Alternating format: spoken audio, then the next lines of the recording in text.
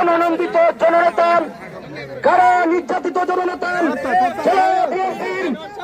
দুইবারের সংগ্রামী সাধারণ সম্পাদক জননেতা মাহবুবুল ইসলাম এখন প্রধান অতিথির বক্তব্য রাখবেন।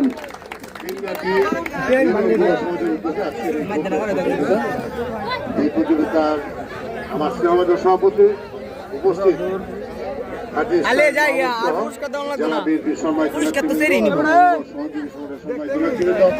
উপস্থিত সম্মানিত আয়োজকবৃন্দ, সম্মানিত সাংবাদিকবৃন্দ, এলাকার সম্মানিত মুরব্বিয়ান এবং ছাত্র যুবক ভাইরা এবং প্রতিযোগিতায় অংশগ্রহণকারী সম্মানিত প্রতিনিধিবৃন্দ। আসলে এটা গ্রাম বাংলা একটা ঐতিহ্য এই ঘোড়াদৌড় প্রতিযোগিতা। এই দ্রুত প্রতিযোগিতা প্রায় বিলুপ্তির পথে ছিল।